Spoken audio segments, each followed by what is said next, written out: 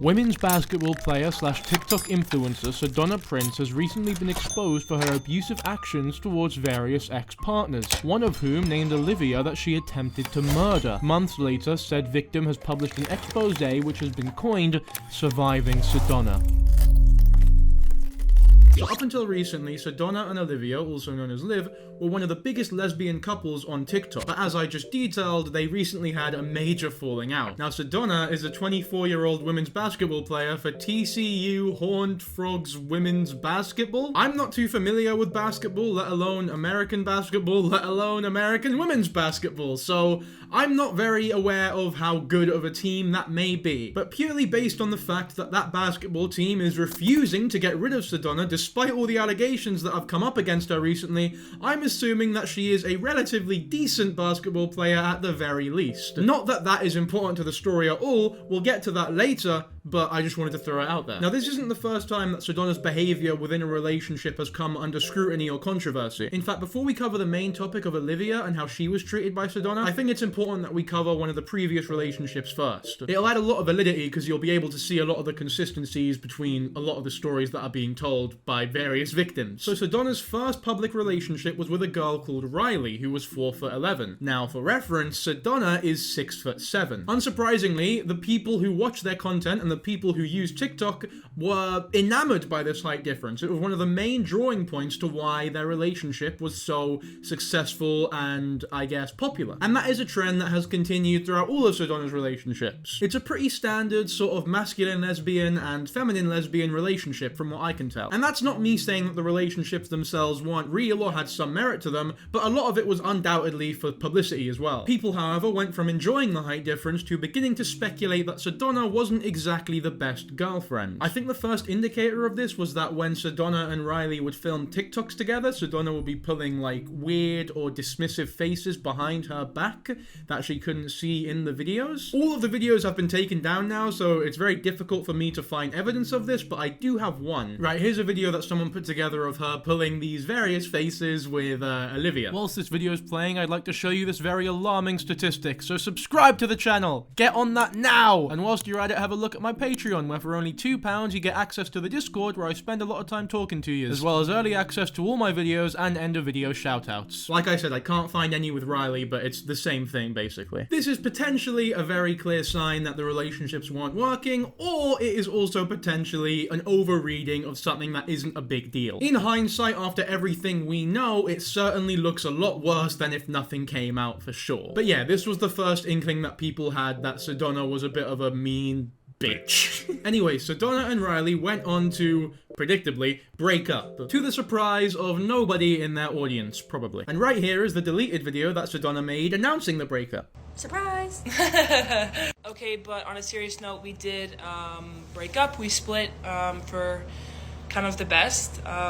It was a mutual decision. We both decided and are very at peace with this. They were definitely not at peace with this because of a lot of the shit that came out later that makes it absolutely clear. To put it lightly, there is a lot of cheating involved in this relationship. So as gleeful and joyful as they're acting in this video, it's all a facade. As most breakup videos are, to be fair. They're trying to lower the stakes and make it seem like, I guess, less serious than it actually is, because they don't want to be all real and authentic in front of an audience. It's classic influencer shit, right? They want to portray themselves as always happy no matter what. Growing as individuals, and we felt like it was our kind of duty and responsibility to tell you guys, because we do share our relationship so much on this app, and to let you know why we won't be in each other's videos anymore. Yeah, we still have, I'm gonna cry again. We still have so much love for each other, and we appreciate you guys letting us share our love for the last year and a half. I don't know about you, but the way that Sedona is staring into the camera whilst grabbing her groin and then also shoving her massive bear paw around Rylee's tiny neck really bothers me. Like, yeah, we get it, man. You're a masculine lesbian. You don't need to act like a prick, though. She's genuinely acting like one of them wee 12-year-old Scottish Neds that you find about Aberdeen or some shite. My American audience will not get that reference at all, but the Scottish ones will love it. It is a bit sort of ISIS hostage-y video vibes, though, the way that she's sort of clawing at her. Like, you better say the right fucking thing, otherwise you know what's happening. If I apply a little bit of pressure, your head will explode, bitch. It's been so much fun sharing our relationship with you guys, and you've been so incredible. and I'm really blessed to have had such an awesome relationship. I know, it's so dramatic, but that's it. Fucking shut up. Please just give us love you guys so we love much. y'all. Yeah. Please just privacy, please. Yeah, we've seen this all before. It's a very standard breakup video. In terms of all the breakup videos that have been made, I'd place this at like a 5 out of 10, bang average, nothing special about it. But the juice, the drama, the real meat of the situation comes a little bit after this video was released. Rylee, the girl who was not Sedona in that video, I mean, I'm sure you can tell them apart, they look pretty fucking different. Shortly after that video was released, went on to expose how Sedona mistreated her in the form of some various text messages. Hi, are you and your girlfriend still together? Not sure your relationship status, but I saw her tonight at Varsity Tavern in AZ kissing another girl. So that's obviously one of her friends, or maybe just a follower of hers telling her that they saw Sedona cheating on her basically with another girl whilst they were still together. Here's another text basically portraying that exact same information. And then here is a text from Sedona responding to the whole thing. I know I hurt you so deeply and I just hope one day that you will forgive me. I will work my hardest every day and sacrifice everything to make sure that you are taken care of from here on out. I will reassure you and make up for all the damages I have caused. It makes me sick to my stomach every time I think about what happened because it was such a huge mistake and it didn't even make sense that it happened. Being drunk isn't an excuse. There are no excuses. I'm so deeply sorry for hurting you, my sweet girl. When we first started our relationship, blah blah blah, you get it. It's a YouTuber apology in the form of a one-on-one text conversation, right? And I know that screenshots can be easily manufactured, but when you take the behavior that she has displayed later on in her career and what she has been accused of by the girlfriends that she goes on to date, all of it lines up perfectly. She seems to be a habitual cheater. And she also admits that she cheated later on, but we'll get onto that as well. I love you, my little sweet stinker, and I will do. It's a bit of a weird way to end an apology text. What the fuck is she on about? I guess maybe that's like their cute pet name that they have. Let's say I was in a relationship and we called each other Pookie, which would never, ever fucking happen, just to be absolutely clear. But let's say hypothetically, that is a thing that happened. If I was cheated on and they, in their apology, were still calling me Pookie, I'd be sat there thinking, this is not the time for that. Call me by my name, Tankijabo. Call me by my YouTube name if you cheated on me. Now, I'm not going to read everything because I'm not Illuminati, but I will link this whole video in the description so that you can read through all the texts if you so please. I'll go through some of them though that I find particularly interesting. You whine to me because you are boring and lazy and unmotivated and I apologize and then you still find a way to pick a fight. Right, they're having a big argument here. This is like standard relationship argument. Not very easy to tell who's in the wrong and who's in the right with this one in particular. But in the middle of this argument, for whatever reason, Sedona decides to just send her a screenshot of herself and say, oh, look, you're my baby. Look at my heart and soul. I don't know if this is normal in lesbian relationships, but to me it seems really, really, really, really strange. To all the lesbians that are watching this video, which by the way, there are a surprising amount of lesbians watching the channel, which I'm glad about. I'm glad you feel comfortable here. But to all of you, could you tell me if this is a normal thing to do in your relationship? Here's another message that Rylee got accusing Sedona of cheating. Rylee then asked Sedona, are you gonna leave me for Aubrey? Which in any healthy relationship, the answer would be, no, why the fuck would you even ask that? But Sedona, she's a maverick. She does it differently. She's not like the other girls. She cheats on you. I might. She was flirting with me so much. Even my friend that was with me the whole time told me that it was super obvious. Yeah, because I know when I'm in a relationship, if someone's flirting with me, the only reasonable thing to do in that situation is cheat on my partner. What else could you do? Stop, I'm gonna cry. Do you want me to kill myself and leave my body here for you to find? Dude, we all went back to a room together and she got my attention from across the room and pointed at me and waved at me to come over. They were all married, so I think it was just playful flirting. And I know, but you're gay and androgynous, so even though I don't think they're gonna cheat on their husbands with you, I think they are still definitely attracted to you and have a lil crushy crush. To which Sedona, the mentally stable 6'7" basketball player, replies with, Rylee, everyone does. Now I'm gonna bear that in mind because everything that Sedona does in future, I'm gonna sort of place in the headspace of a narcissist, because that's mentally ill narcissist talk right there. How could you live your life thinking that every girl has a crush on you? That is fucking ridiculous. Especially,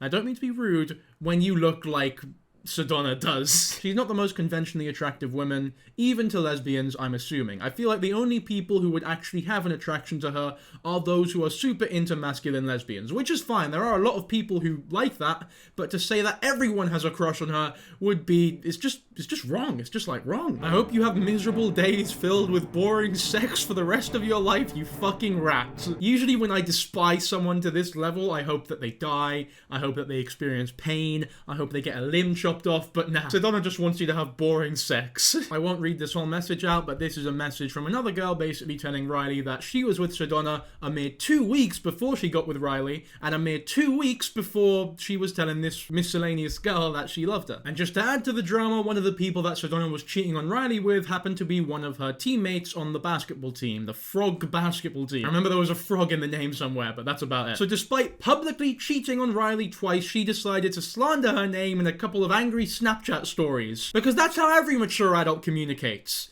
Via Snapchat stories. In my humble opinion, unless you're a 12-year-old selling marijuana, there is no reason for you to be using Snapchat stories. In fact, anybody above the age of 18 who even has Snapchat downloaded on their phone should probably be investigated a wee bit. I'm so beyond hurt. I have been hurt. I've been angry and I have been hurt for months and months and months. It's difficult to read, sorry. And you were supposed to be the person that had my back. You were the only person that knows the extent of what I went through. And for you to forgive someone else for what they've indirectly done to me is painful. It was not your place to forgive or defend or support this girl. You don't experience the repercussions of her actions. I do. And now my pain and feelings have been completely invalidated. I'm supposed to just hear, she's cool, and it's not supposed to affect me at all. She's so happily bragging about being with a narcissistic abuser. You can't tell me I'm wrong. I may be losing my mind, but I'm making complete sense. I know I am. I hope you realize what you did. I know you meant well, but that was not a good thing to do. This is basically Sedona now accusing Rylee of cheating. The reason that it's a little bit ambiguous is because it was emotional cheating and not physical cheating, which is what Sedona was doing throughout the whole relationship. And her future relationships as well. Just a bit of foreshadowing there. Anyway, when these texts came out and people were criticizing her for posting fucking stupid Snapchat stories, Sedona released a now deleted, obviously,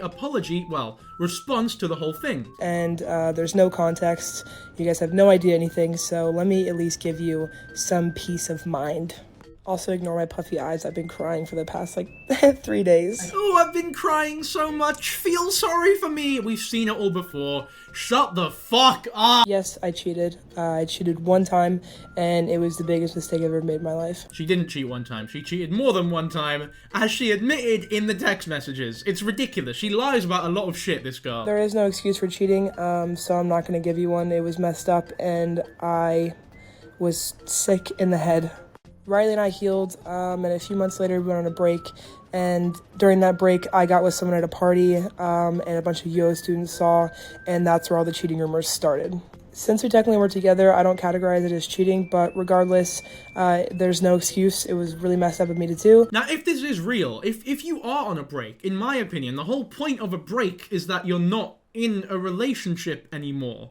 Unless it's like a break, oh, we're still in a relationship, but let's not see each other for 2 weeks. So let the love sort of boil up again. You know, absence makes the heart grow fonder in that. But it's either you're in a relationship and you cheated on her, or you were temporarily not in a relationship, shagged someone else, and it's not cheating. There's not really an in-between here. She's just trying to make it sound less bad. We should have broken up, absolutely, but we didn't. We stayed together, we wanted to heal, and in doing so, we became super healthy, happy, and we had moved past it. Did we move past it, or did you move past it? Because something is telling me that it was always in the back of Rylee's mind. And it is partially on Rylee for not being strong enough to end the relationship when she probably should have. But that's just being young and naive. I'm sure she's learnt that lesson now. I did want to throw that in there so I don't seem like I'm attacking Sedona mercilessly though. The whole point of this video is for me to explore both sides, even if Sedona's side has way less evidence and justification for it. And then around my birthday, I had figured out that Rylee had been cheating on me with someone that she had been friends with since the beginning of our relationship.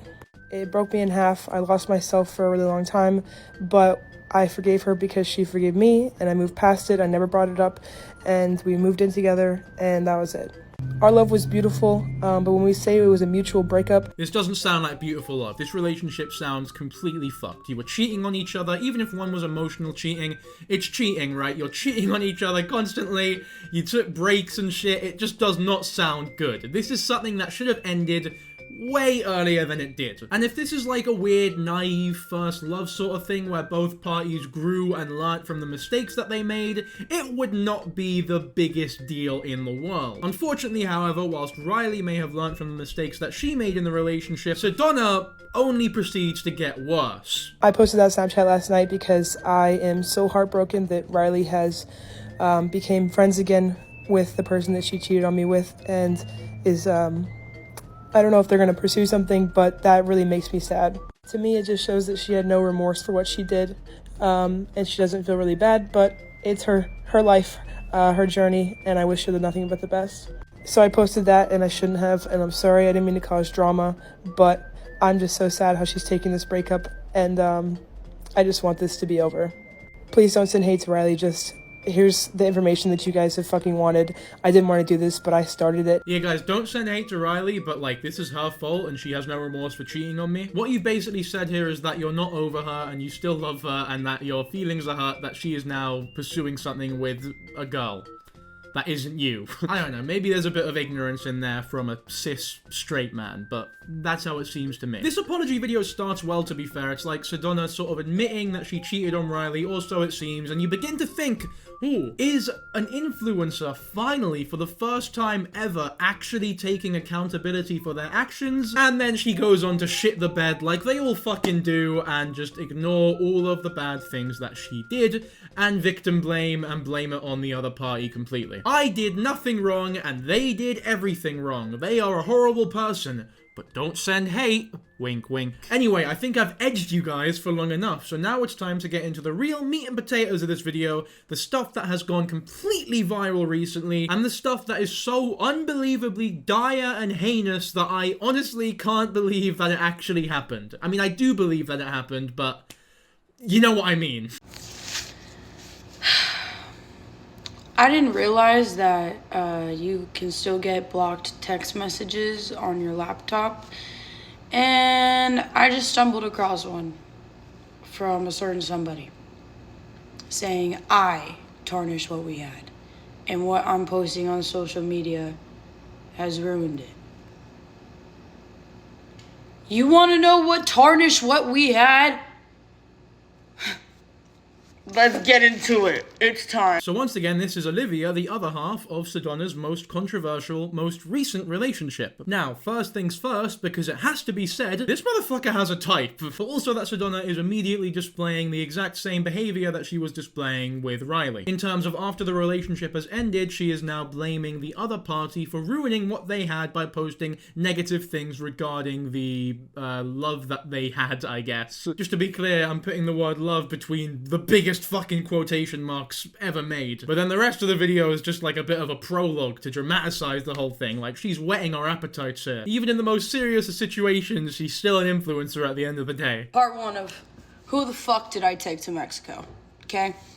So we wake up 3 a.m. before the plane ride. Already was scared because she is not good in the mornings, okay? Was always very angry. So I tried not to step on her toes, tried to stay out of her way until we got to the airport.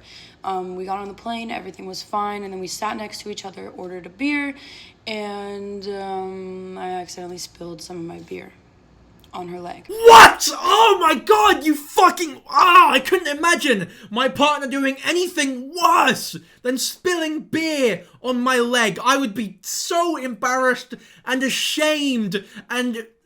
that's like end of the relationship sort of stuff right there, isn't it? I mean, any reasonable person at that point would just have to... You just have to sock him one, wouldn't you? So what'd she do?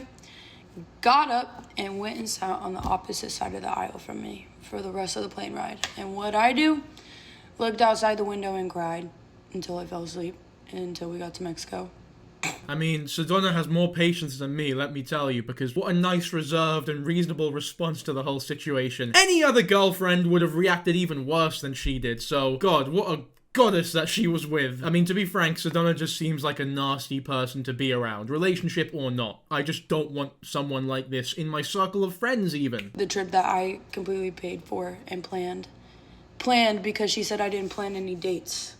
Enough dates, or get her enough flowers. This is a date. Their trip to Mexico for like a week is a date. Now, for me, a typical date would be like bowling, mini golf, maybe watch a movie, maybe just stay at home, cook some food, eat a cake or something. And even those dates, those small-scale dates that don't take much effort compared to this, are very appreciated by the opposite party. Most of the time, ideally. If someone took me on a date to a whole nother fucking country, to Mexico, I would be so enamored and thankful that I don't think I would react if they stabbed me. Legit, they could stab me in the gut and I'd probably say, you know what? You planned all this out for me. Fuck it, I'll take it. You win some, you lose some. Then again, they do live in America, so Mexico is like, you could drive there, technically, I think. I guess going to Mexico for an American is similar to going to France for someone in the UK like I am. Again, that could be completely wrong, but for my silly English mind, that is what the closest equivalent thing is. So we get off the plane, we get to the shuttle that I booked, and we get on the shuttle. We have beers waiting for us, water waiting for us, and we get into a car crash. Not even 20 minutes into the ride. If that wasn't a sign enough itself from the Mayan gods, I don't know what it was. I should have taken it. But obviously I'm not good at reading signs, okay? The first 2 nights were fine until the third day came around and she was getting upset that she wasn't in control of the plans. So I told her we could do whatever she wanted to do because it was her birthday. And what she wanted to do was rent an ATV. So we went and got the ATV, we had it for the whole day, and then came nighttime. She looks at me and says, I want to go exploring. She wants to go exploring in the middle of the night in an all-terrain vehicle in a foreign country. And not just any foreign country, but Mexico, a famously safe country to be in. A country where there's no possibility of dangerous wildlife or dangerous people. A wee nighttime drive, how romantic. And so what did we do? We left our phones in the hotel room and started to drive the ATV in the dark in Mexico.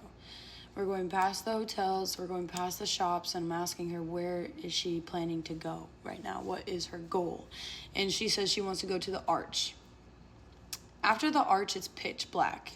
Like, there are jaguar crossing signs. I think it's very interesting that Sedona insisted they leave their phones at home. There's a couple of reasons why she might have done this, which we can speculate on, but we'll watch part 2 first. At this point, I am begging her to turn it around and for us to do this in the daytime when we have our phones, because we left our phones to be more present in the moment. They left their phones to be more present in the moment after midnight in Mexico when there are jaguars around. It's pitch black and you're in a wee 4-wheeled bumpy vehicle. Either Sedona is genuinely the stupidest person alive, or she had a more insidious plan than we might think. Either way, some of the responsibility has to fall on Liv here. This is not a proposition that you should have accepted, even if it is her birthday. And this is not me victim blaming at all. I'm sure if she watched this video, she would agree that she should not have said yes to this fucking proposition. And before people attack what I'm saying, I understand why she did say yes, right? Because who knows how Sedona would have reacted if she said no. She's already an angry bitch to be around when she is getting what she wants. It would have been hell to be around this woman when she isn't getting what she wants, especially on her birthday. She's not answering me. She's just going and going faster. We're now past the arch and it's pitch black and it's the scariest thing I've ever experienced, and I'm begging her, screaming, please stop the ATV, please stop the ATV. And she stops it as hard as she can, shoves me to the ground, looks me dead in my eyes, and then takes off and leaves me in the pitch fucking black. So this is genuinely one of the worst things that an influencer has ever done if it's true. At best, this is assault and battery, and at worst, it is, honestly, I don't think it's an exaggeration to say, attempted murder. And it's that action that sort of makes me think, did you not bring the phone because you knew that something like this might happen? You knew that you wanted to do something like this to Olivia for some sick, twisted reason that I can't even begin to speculate on, and you didn't want her to have any point of contact to get back home. The possibility of death is imminent and likely in a situation like that. You've chucked a small girl into the pitch black of Mexico where jaguars are roaming. If she then dies, this is third-degree murder at best. And your idea to leave the phones at home might actually increase it to second-degree murder if the evidence is good enough. So what do? I get up and I start running for my fucking life because I don't know what else I didn't know what else to do in that situation. I'm literally telling myself, you're gonna make it, Liv, you're gonna make it. All I can hear are the sounds of my footsteps on the fucking ground because you can't hear anything else. It's pitch black jungle, okay? For like 5 minutes, I am running for my life, and the thoughts that were running through my head, I can't even put into words, but I see her headlights coming back. I see the headlights coming back, and as soon as she gets to me, she flips it on its side. There you go, there's crime number 2. She flips the car over.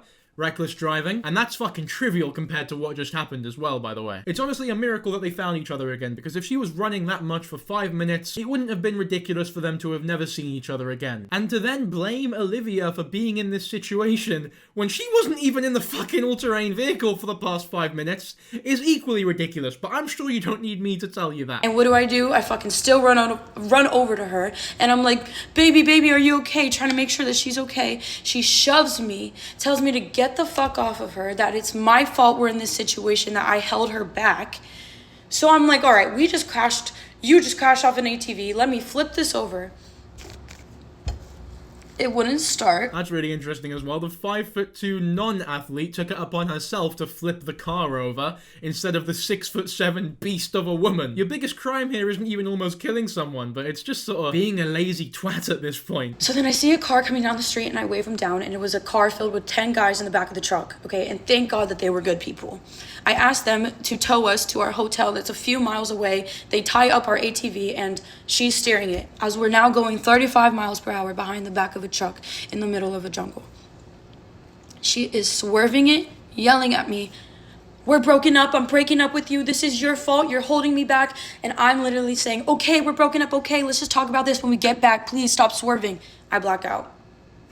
I fly like 7 feet off the freaking ATV, my entire left side of my body completely torn up, and I wake up and I see her already standing and she's making them leave us.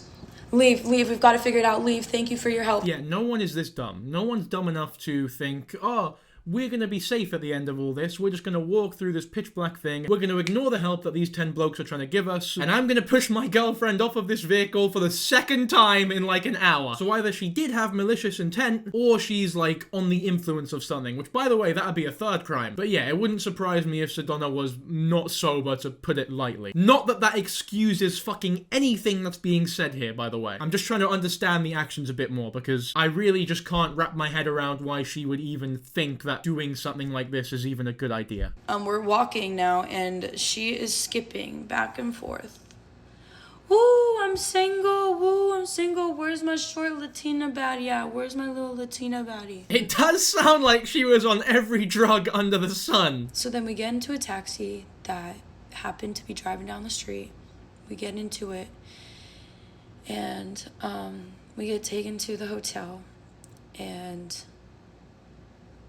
the hotel security had to escort her up to the room because she couldn't physically hold herself up. Right, so that's weird, because Liv just said that she was skipping around in the forest or the jungle, whatever they were in. She was skipping about singing like some crazy bitch. How can you go from trudging along and skipping about and walking through a forest at midnight for presumably hours to not being able to walk up some stairs and having to be picked up by security guards because you can't move? Something here is not adding up. Either Sedona was lying about her being injured, or Liv is lying about the story, partially, to an extent, maybe. For your interest, I personally am more inclined to believe Olivia's side of things because it lines up so well with what the other victims have come out with. It seems very consistent in Sedona's character to either just be too lazy to walk up the stairs, or to pretend as though Olivia has put her in such a precarious and dangerous situation that she has damaged her physically to the point where she can't walk up those stairs and has to be escorted. The mind of a narcissist like Sedona can truly be the most manipulative place ever, so it's very difficult to derive intent from someone who is most likely always trying to manipulate people. The next day we woke up and it was her birthday. So it's now her birthday, and I've woken up and I'm kissing on her, loving on her, and I'm like, baby, it's your birthday, like let's have a good day today, let's pretend that yesterday didn't happen. And she shoves me away from her. She's like, we're broken up, I'm done with you, I don't want to spend my birthday with you, fuck you. and rolls her head into the pillow. See, this is bad from Olivia, to be completely honest with you. I used to be the exact same way. I used to be a suck-up. I used to be a people pleaser, no matter what wrong they have done to me. I used to be that person who, even if they were fucked over royally, would try to remain friends with the person who'd done it and say, it's all water under the bridge, let's remain friendly, and let's just keep going. I'm sure we can work this out. I think that as you grow older and experience those things a bit more, you start to lose patience for pricks like that. After someone does or says something terrible enough, especially if they're doing it consistently, you, as a self-respecting individual, need to learn to sort of put a pin in things and say, we're not doing this anymore. I am cutting you out of my life. Go fuck yourself, you piece of shit. So when I'm pointing out that Olivia has very little respect for herself here, that isn't necessarily a critique, because it's a step that many young people have to go through, especially if they're naive and haven't had much relationship experience, to then learn and know what to do if they're in this situation again in future relationships. Which, by the way, hopefully never happens. I mean, it would be very difficult to find someone as evil as Sedona seems. But I know I have a younger audience who may not have been in a proper relationship yet. You need to know when to break up with someone, when to fuck someone out of your life. Being single, even if that makes you, like, super lonely, is always the better alternative than being in an abusive relationship, especially to one of this extent. By the way, there are a lot of people who were talking about if a whole side of your body was completely fucked by falling off the ATV, why haven't you taken any pictures? Why is there no evidence of this scarring or injury? There is evidence though. Olivia went on to post a video from when they were in Mexico of all the injuries. Actually, I might just link it in the description so that the video doesn't get demonetized. And we have to go find the ATV in the middle of the jungle. And we did. They assessed it. It was $800, so of course I just paid for it up front right away. And then I stopped at the pharmacy. I got her ibuprofen, Neosporin, bandages, anything I could think of. And I stopped at the front desk and I was like, hey, we just got in an accident. Do you have anything that could possibly help? And brought up a medical team to our room. And when they saw my wounds and then they saw hers, they were like, oh yeah, she needs help first. And I could just see her in the corner of my eye getting pissed off at the fact that I was getting help first. There's so many laws that have been broken by Sedona in this situation. She is so fucking lucky that Olivia is overly kind to a damaging extent, honestly. At this point, Olivia was so enamored and so still in love with her, somehow, that she didn't report anything and she was doing everything she could to make Sedona's life easier instead of hers when she is the victim in this situation. Like, undoubtedly. I mean, the fact that she paid $800 for the vehicle that she wasn't even fucking in on a holiday that she paid for says it all. After the medical team leaves, I literally put Neosporin on her, put bandages on her, and I'm reapplying it every hour, and not once did she ask if I was okay. And I literally at one point was like, do you not understand that I also fell off an ATV too? She didn't fall off the ATV, by the way. She was pushed off of it twice! Like, maybe I don't remember if the second time she was, like, overtly pushed off of it, but it was swerving about in that because of Sedona. It's her fault that Olivia was pushed off of it, right? Either way, both times, the reason that Olivia fell off was because of Sedona. It is purely her responsibility. It's her problem to fix. She is being treated far too well from someone who she potentially could have killed yesterday. And I really hope that Olivia has learned to stand up for herself, which I think she has based on the fact that she's telling her story. It's a very courageous and noble and fucking incredible thing to do. Again, more on that later, but bottom line is I'm very glad that she's telling the story. And all I got was an eye roll and then a turn into the pillow. So I spent that day for hours circling the hotel room, losing my mind, just thinking of what I could do to wake her up or make her feel better. And she knew I made reservations for 8:30. And she wakes up at 8 o'clock, of course. Shoots up right out of bed. She goes, you know what? I'm going to spend my birthday alone. Fuck you. It's such a cop-out for her to be like... I mean, she hasn't explicitly said it, but you You know that's what Olivia's hearing. You ruined my birthday. This all happened because of you. You booked the trip to Mexico. We're in this hotel because of you. And my birthday went to shit. It's all your fault. You ruined my special day. And it's just more evidence of her being a manipulative prick. It's something that she's done in all of her public relationships. There have been other responses to Sedona that have come out because, luckily, Olivia's response has sort of, I guess, inspired other victims of Sedona to speak out as well. We'll get to that later, but like I said before, the behavior is very consistent in all of them, which is why even though there's a lack of any hard evidence, I am inclined to believe them. So it's 8 o'clock. I'm already ready to go. I'm in a pretty dress. I'm ready to go to dinner. She leaves me in the hotel room. So I'm like, okay. I literally, of course, start crying again. And I get into the bed. I'm ready to go to sleep at this point. I'm like, I'm just going to sleep this day away. 2 hours goes by. And then I get I get a text from her saying that she's getting a tattoo down the street and that I should pull up. Imagine just getting stood up by your girlfriend on a holiday to Mexico that you paid for in a hotel room that you booked after she just attempted to kill you, basically. And to top it all off, a date that, once again, you paid for and that you would have accommodated. You roll over on your fucking bed, you ask if they're ready for the date, and you see this 6'7" fucking beast of a woman just go, no. I think that it's shitty when you get stood up on Hinge without even having met them yet. I've cooked meals for dates before and then been stood up. The shit fucking sucks, so I couldn't believe what this would feel like. At this point, I just wanted to see my girlfriend. So what did I do? I got in a taxi and I told her I was on the way. And she told me, baby, I'm so sorry for the way I reacted today. You've planned such an amazing birthday for me. I just want my birthday to be manic, quote unquote. So I said, let's just talk about this when we get back to the States. Let's have a great rest of your birthday. I love you. I'm getting a real sense of nostalgia here because, once again, this is the exact same thing she was doing with Rylee. She would fuck up, do something terrible, like cheat, and then in her narcissistic, manipulative way, she would immediately go back to love bombing to, I guess, hook them back in before doing some heinous shit again, and then the cycle continues until the straw breaks the camel's back and the victim tells them to fuck off. We haven't got to that bit yet, unfortunately, but luckily it does happen. And I show up to the tattoo shop, and what do I see the first thing when I walk in? 5 girls taking shots with her. All right, okay. What am I walking into? There's 3 girls that I love, still talk to this day. 2 girls, you guys can eat this. Eat it.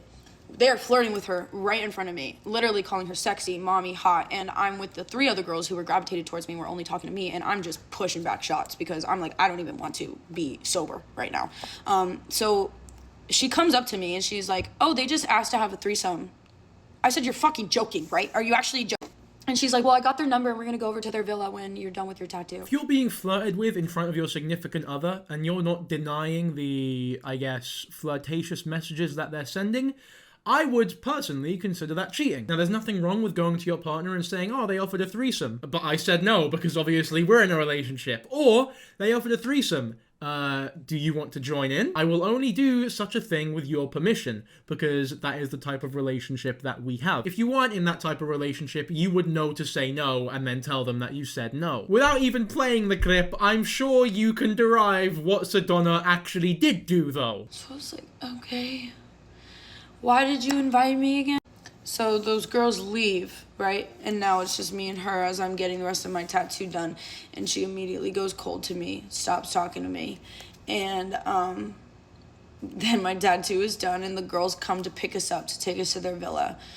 This one girl, and I'm gonna name her Francesca, she got out of the front and she literally was like, I'll sit on your lap. So it seems as though the only reason that Sedona invited Olivia to the tattoo parlor was because she wanted Olivia to know that she was gonna shag some other girls and that Olivia wasn't enough for her or something like that. It's very difficult to analyze or psychoanalyze her mind, but that's the sort of impression that I'm getting here. So then automatically the tension in the car was so awkward. My girlfriend didn't even want me sitting on her. I could literally feel the energy. So I felt like I was just going along for the ride to make sure that she wasn't cheating on me. Like, that's literally what I felt like I was there for. I've been offered a threesome before. It's not relevant to this. I just thought it was funny to bring up because I remember I don't remember much of it because it was a while ago, but I remember they used the word coalition. Like, oh, we're a coalition and we want a 3rd member or some weird formal shit like that just did not suit the tone. But if I were in a relationship at that point, I would have gone up to my significant other and I would have said, hey, these 2 girls have offered a threesome and they use the word coalition. What a bunch of fucking freaks, am I right? I would not have said, hey,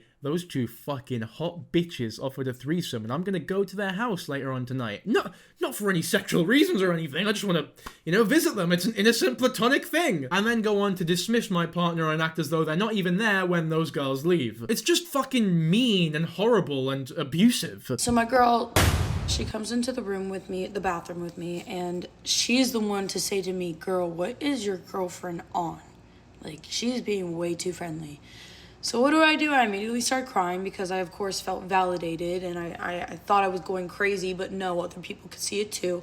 And she's like, girl, I got your back. None of my friends are touching her. She is a freaking weirdo. Because the three girls that were talking to me, that gravitated towards me, they apparently were a separate friend group from the two girls that they were with. They all met that same night. So she was like, look, if you need a place to stay, we're going back to our villa soon. You can come with us. I was like, thank you. I appreciate that. A wee side point, it's very, very lucky that Olivia has good friends around her. She might have one of the worst girlfriends you could ask for, but she does have some good friends around her, and that undoubtedly must have helped in this situation a lot. So you can only really be thankful for that. Like, who knows how south things could have gone if those people weren't around her. If she was only surrounded by horrible people who seemed to only have wanted the worst for her. My girlfriend was in the pool of the villa without a top on and holding Francesca in her arms pressed against her, pouring a shot of Don Julio in her mouth. Saying, come here, sexy, come here, mommy. Not much commentary I can add to that one. It's just a bad thing to do. I wanted to keep the clip in just so that you know what happened. So I go up to her and I say, I'm gonna leave. I don't deserve to sit here and watch this, so I'm gonna go. And she looks at me and says, if you leave, I'm gonna hurt tonight. So I said, okay, bet. And I walked up over to my girl and I said, I'm ready to leave. And they all turned to her and started screaming at her for me. I didn't even have to say a single word. It was like I had a little posse, like a movie scene. I love that, by the way. That is what we call character development. Fucking retribution. It's cathartic to hear something like that happening. After all the shit that she's taken, Sedona tries another classic manipulation tactic. She tries to blackmail her. She's just exuding narcissism here. And for the first time in this whole story, Olivia finally fucking stands up for herself. It's the only part of this story that's managed to put a smile on my face. Genuinely. I fucking love that part. I can't stress enough just how happy I am to hear that she did that. Good for you, Olivia. Because even if she isn't bluffing and she does go on to fuck that girl, it shouldn't be a problem because you're not in a relationship anymore. And not only should you not be in a relationship anymore, but you should not give Sedona 1 ounce of care or love, or thought, to be honest with you. You should care so little about her that you can't even bring yourself to hate or dislike her. That's how I would feel in a situation like this. But we get all the way to the front of the villa when I realize I still have her phone in my bag. So the girls are like, stay here. We're gonna run it back to her. You don't go anywhere. Stay right here. So they run back to the villa, and I'm at the front now, and I just hear blood-curdling screams. And I'm like, what is going on? So then I see them running out of the front of the villa, literally running for their life. They're like, we are leaving with or without you. We are leaving right now. Your girlfriend is a psychopath. I'm like, what is going on, bro? They said that the look in her eyes when they gave the phone back to her was the scariest thing that they've ever seen in their life. And the thing is, I know exactly that look. At first I was thinking, that's a bit fucking dramatic. Like what, she looked at you funny and then you screamed and ran away in fear? But then I remembered, Sedona is 6'7" and these girls are tiny. I guess the male equivalent would be if the average bloke went up to, I guess, Michael Jordan, just to name another tall basketball player, and said some shit to him, and he gave them a look that implied, yeah, we're not on good terms. You better fucking you better wind your fucking neck in. That would be pretty terrifying, to say the least. So whilst, yeah, it might be a little bit dramatized, I can definitely understand it as well. I went back to go find her, and she was laying in the bushes, saying that her ankle was broken. So I picked her up and took her to the front of the villa and got us a taxi, took us to the hotel, and of course had to have security escort her once again. Bro. And what did I do the next day? Still kiss on her. Still love on her. That's very disappointing to hear, especially after the badass moment that she just had a few minutes ago. I mean, to be fair, she doesn't seem very proud of what she was doing. So safe to say she wouldn't do something like that now. So like I said, we woke up the next day. I still try to love on her, kiss on her, act like nothing happened the 2 nights before. That let's have a good day today statement, you know. She turns to me, pushes me away, and says, we're done, Liv. I told my mom, we're broken up. So in my head, it's over, because when moms get involved, the game is done. That's facts, by the way. I don't know how much I can add to that comment, but I just wanted to make it clear that I wholeheartedly agree with that statement. Once you tell your mother that you've broken up, it's done. There's no chance of it ever succeeding again. But then she goes on to call her, right in front of me, on speakerphone. And her mom says, oh, hi, honey, how was your birthday? Because she didn't speak to her. She didn't speak to anyone on her birthday. She slept the entire day away. And she goes on to say, oh, it was terrible. Olivia completely ruined it. So I'm not going to let that happen, especially 2 feet away from me. So I hop in and I say, why don't you tell her that you tried to girls right in front of me? And needless to say, that was the start to the end. Start to the frickin' end. That was not the start to the end. Like, not even close. The start to the end was when you were in the plane and she went on the other aisle because you spilt a bit of beer on her.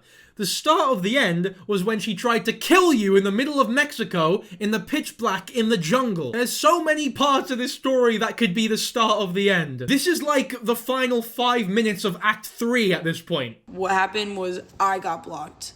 All of the pictures got removed immediately, like I was the one who did something wrong.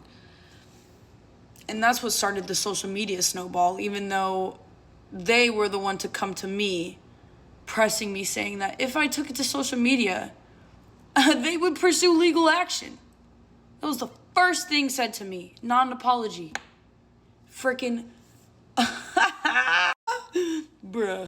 And look, I never wanted to take it to social media. Yeah, she absolutely has the right to, you know, talk about this story on so. Not only does she have the right, but she, in my opinion, is almost obligated to. Or maybe not obligated, but entitled to. Like, as in, it would be better for her to talk about the story on social media than to not talk about the story on social media. The world is now a better place that these videos exist than if they didn't exist and the whole thing transpired without anybody knowing. Because now people know how much of a fucking monster Sedona is. Now all of Sedona's future employers know how much of a monster she is. Or allegedly is, I should say, for legal reasons. Okay, you're poking the bear. You poked the bear. This is, quote unquote, what I was told by my ex. Have an amazing life, Olivia. Truly, I hope you find your soulmate. It's not me. Best wishes and have a great life. If you do not want any more troubles, then do not go to social media. If you do want to post about our breakup, I will sue you and your family, my baby, until you can no longer put food on y'all's table. And you know that's the truth. Bye, sweet, beautiful angel. I will meet you in the next lifetime. I don't think you guys truly understand just how devious it is to threaten someone's family a couple of words before calling them your sweet, beautiful angel.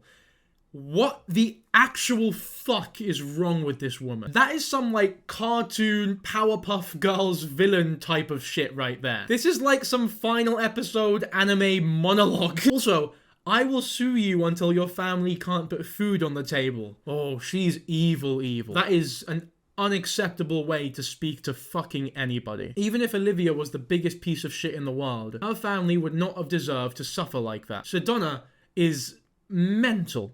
Genuinely mental. And to top it all off, there's a screenshot of the whole thing as proof. Now, let's look at Sedona's response to the whole thing, because a lot of you might not know this, she actually did post a response. I hope that this apology video isn't anywhere near as manipulative and horrible as the last one. Well, if you think that, you'd actually be correct. This apology video is nowhere near as bad as the last one. Because it's not a video, it's fucking this. What a psychopath. What an actual full-blown, genuine psychopath. Like, Sedona, we know that you're having a completely rage-induced meltdown right now. You don't need to try so hard to seem unbothered. This is embarrassingly transparent, right? She actually did put out a proper response, but once again, it isn't a video, it's just a wall of text. I'm deeply saddened, disappointed, and heartbroken in what has transpired in the past couple of days. The amount of hate, bullying, and death threats that my family, friends, and I have been receiving is dangerous, irresponsible, and disturbing. From kill yourself to I hope you die, the rhetoric is cruel, malicious, and mentally draining. I can't be silent anymore. You are not the victim. No one fucking cares how you feel. Can you just say sorry, you prick? This is unbelievable. How can you play the victim after all that's transpired? It's ridiculous. There is so much judgment and scrutinization by many from afar, with opinions and verbal attacks on stories and false narratives with inaccurate information that do not give honesty and with transparency. This is reckless and disheartening. No one deserves to go through something like this. You deserve to be told that you're a prick and you deserve all the shit that you're getting on the internet when you attempt to murder someone and consistently cheat on all your partners, and you have consistently displayed some of the worst behavior that any influencer has in the history of the internet. As I continue to take some time off and continue to focus on my well-being, health, and commitments, I sincerely want nothing but the best for everyone, especially those I was able to share my life with in a relationship. This is a very serious matter that I don't take lightly. It has significantly affected those around me, including my family. This will be the only time I comment on this situation. I will let my legal counsel take it from here. And then you actually have a comment from Rylee, who we spoke about at the beginning of this video, saying, I'm having deja vu, which I think is just brilliant and fitting. And by the way, she did actually somewhat follow through with this threat and get a legal counsel involved, as she threw a cease and desist Olivia's way. Whoa! Guess who just got a cease and desist?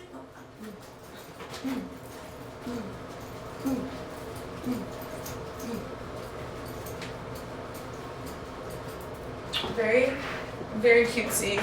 Very demure. Very mindful. Pretty funny that the one thing that Sedona has ever been truthful and honest about is taking legal action and being a...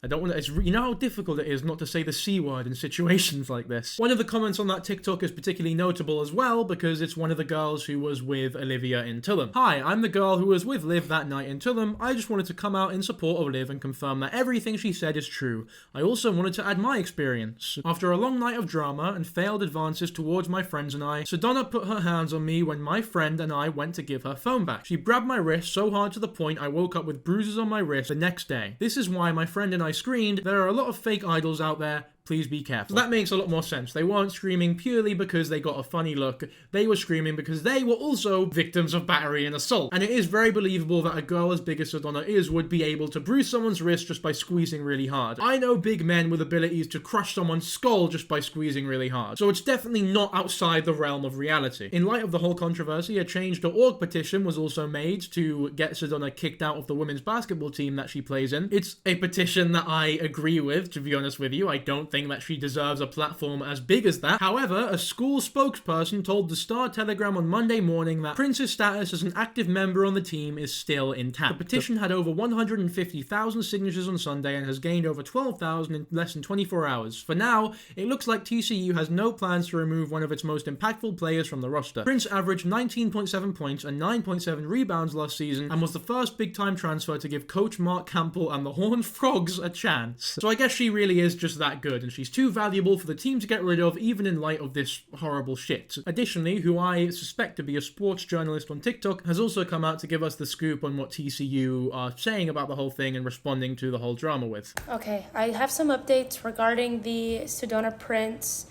allegations. So this is my original story on TCU 360. I just updated it, so if you click on it now, it should have all of the updated information. But the petition now has over 164,000 signatures and 17,000 people today signed.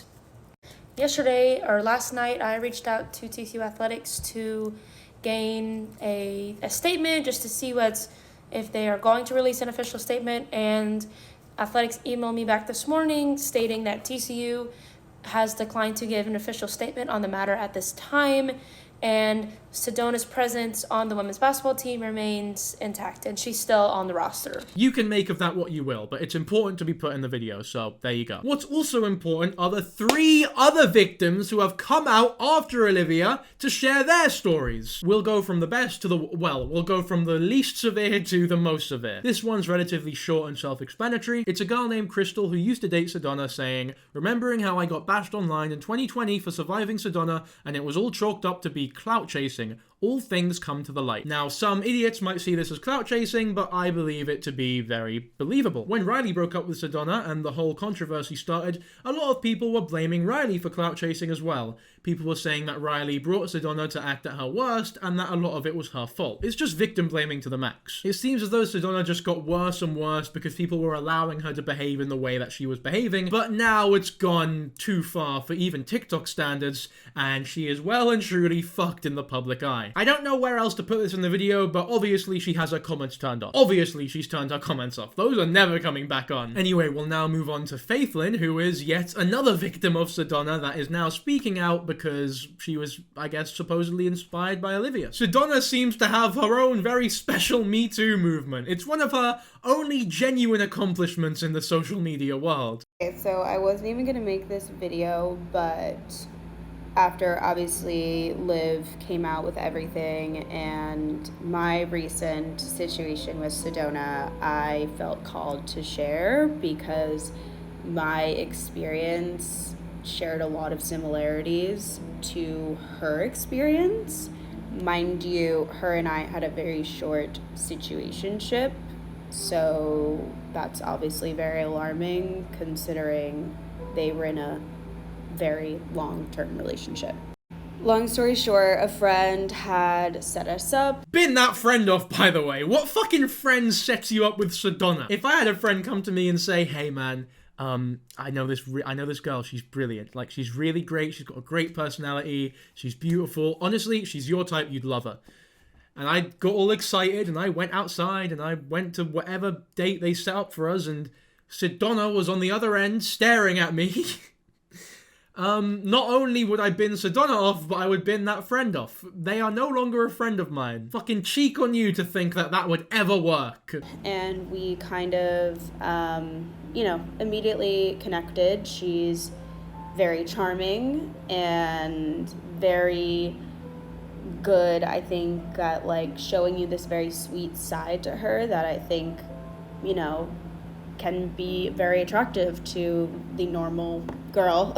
Sedona and charming are 2 words that I never expected to hear in the same sentence. However, I suppose it does make sense that she has managed to amass such a significant following despite being such a prick. She's very good at manipulating people and pretending and acting as though she is a good person, so I guess in some roundabout way, it does kind of make sense. I knew she was very drunk because she kept going around to all my friends and telling them that she wants to marry me, that she wants to make me her wife, that she's falling in love with me and all this stuff. And I'm like, okay, this girl's drunk. Like, this is very weird. Everyone knows this is my second time meeting her.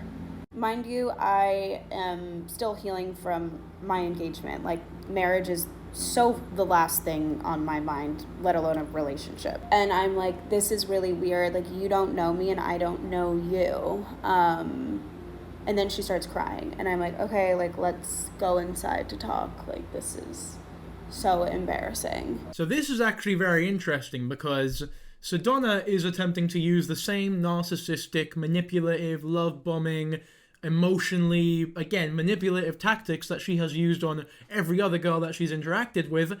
However, this time, she's trying to use those tactics on a girl who has just come out of an engagement and is trying to heal from that.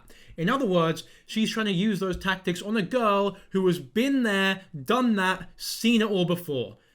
Faithlyn is nowhere near as naive as the other girls that Sedona was abusing. Faithlyn has learned, maybe through experience, or maybe she's always been like this, but she has learned to respect herself. She is brave and knowledgeable enough to look at these tactics, see them for what they are, dodge them, and tell her to go fuck herself when she steps out of line. And it's very easy to see why Sedona wouldn't take no for an answer, because she's probably not used to a girl acting like this as a 6'7" masculine lesbian. She's probably used to girls just submitting to her and doing as she says and falling for her tricks. but that shit won't work with Faithlyn, and frankly, good on her. We're talking, her mood is changing every 2 minutes. 1 minute she's like, I'm so sorry, crying, like, I'm so sorry, like, I'm so sorry I did that, like, I know I shouldn't have gotten so drunk, like, and then she's being like, well, this is your fault, like, blame it on me. And I'm like, I've never experienced this type of, like, back and forth behavior. It was so weird.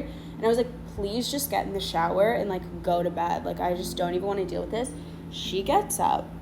She's pushing my chairs, slamming her phone on my table, getting aggressive with me. I'm scared. I'm like, I don't know you. I don't know if you're going to put your hands on me again like you did in the fucking streets in public, or if you're going to hurt me in my apartment and I'm not going to be able to have anyone help me. At least if I'm in public, people can help me. At that point, when she's getting really aggressive inside, I was like, I turn to the side and I'm crying, and I just tell myself, I'm like, she is trying to scare me. She is trying to scare me. She wants me to be afraid of her, and I'm not going to let that happen. So I take a deep breath, and I look her dead in the eyes. I go, you are not going to disrespect me in my house. Get in the fucking shower and go to bed. And I don't know how I must have said it, but she did it. She went in the shower and then tries to go to bed. I don't know about you guys, but she ate and left no crumbs. I mean, once again, it's just exactly what we've been seeing from Sedona this entire time. She can go from, I want to marry you, you're the love of my life, to a mere few minutes later, this is all your fault, fuck you, you're a horrible person, we're breaking up. It's either intentional malice or mental illness. Probably both, if we're being honest with ourselves. And once again, Faithlyn is not having any of that shit. She's not a wee child. She knows what you're trying to do, and she has the balls to stand up for herself. Fucking seriously good for her. Like, she handled it perfectly. I'm trying to make this short, but anyway, she wakes up at 5 a.m. and goes on a walk and goes to get donuts and come back and is like, oh, like, can we, like, let's talk. Like, is trying to be really sweet to me. She's like, I'm so sorry. Like, I'm just so sorry. And I'm like, I'm really sorry. I have no sympathy for you and the way that you acted. Like, I don't think I can get over that, and I need you to change your flight. Then she'd be like, I understand. She's trying to manipulate me, crying, and I'm like, no, like, you need to leave. She's like, do you want to go watch the parade? Do you want to go this? I go, no, like, you need to change your flight, and you need to leave my house. Like, I will never speak to you again. She gets to the airport. She sends me this whole paragraph how she's so sorry. A couple days later is when I say, hey, I just want to let you know, let's talk in a couple days, because I just wanted things to cool down. Like, I felt like she was in a very altered state. And then I say to her, listen, obviously it's not going to work out. So I ended it. Good shit, man. This is really, really good shit. I don't think there is a better way that Faithlyn could have handled this, other than never getting involved with Sedona in the first place. But once that hurdle's been crossed, I don't think there's anything better she could have done. So I think that that's about it. I don't know how long this video is so far, but I know for a fact it's probably going to be the longest on the channel, and I think we've just about covered everything. Well, actually, there is one more victim. I haven't mentioned this story that came out as well because it's particularly disheartening to listen to. So much so that I honestly don't feel comfortable talking about it without a script. So we're going to initiate the Moomin bag setup once again. I'm not an ex of Sedona's, but I had my own experience. This is Alyssa, also known as Lesbian, who shockingly is lesbian. She matched with Sedona on Tinder after graduating high school in 2019. After some mild conversation, the two went on a date to relatively unimpressive avail. However, Alyssa was rather lonely at the time and so decided to give it a good go, presumably trying harder than she would have done if she hadn't felt so isolated. The entire video that she put out on her TikTok is 22 minutes long,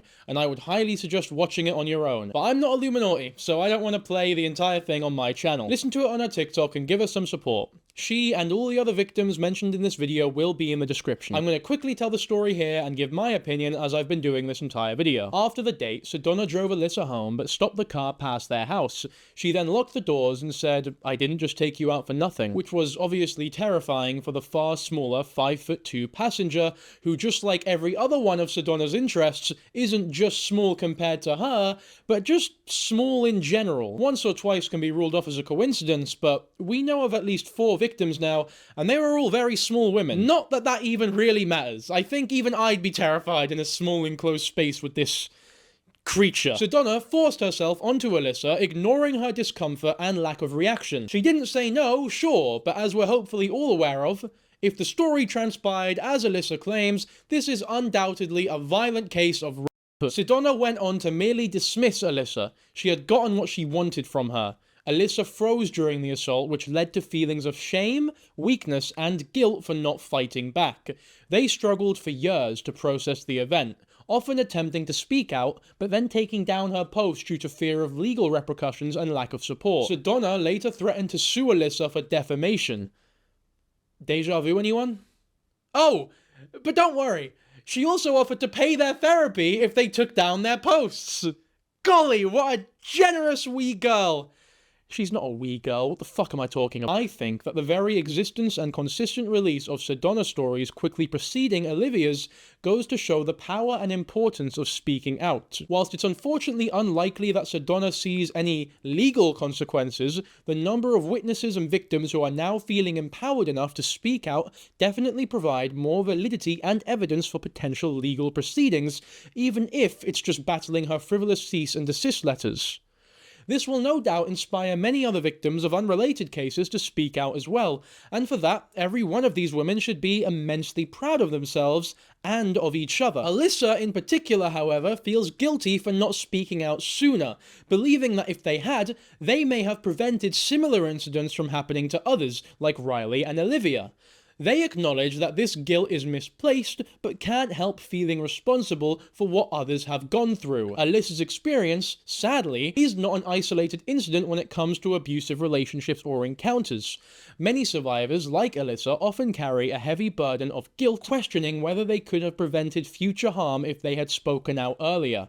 This is a common and deeply unfair weight that victims bear, known as survivor's guilt. It's important to recognize that the responsibility for the abuse lies solely with the abuser, not with the survivors who struggle to process and share their experiences. This guilt can be paralyzing, making it even harder for victims to come forward, especially when faced with threats of legal action, as we've seen with Sedona's behavior towards Alyssa, and everyone else she's ever dealt with. The pattern of intimidation using legal threats to silent victims is a tactic often employed by abusers to maintain control and avoid accountability.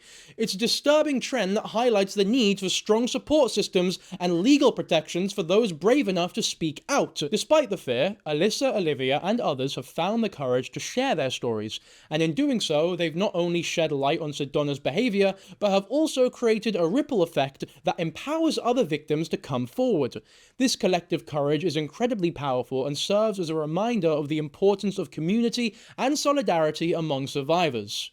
However, it's also important to acknowledge that speaking out is not easy, and it's also not the right path for everyone. There isn't an obligation or need either way in every situation. Each survivor must make their own decision about when and how to share their story, if at all. What matters is that they are supported in whatever choice that they do end up making. For those of us listening to these stories, it's crucial that we stand with these survivors, believe them, and amplify their voices. The more we can create an environment where survivors feel safe and supported, the more we can chip away at the culture of silence and fear that allows abusers to continue their harmful behaviors unchecked. As we reflect on Alyssa's story and the others that have come to light, let's also consider the broader implications.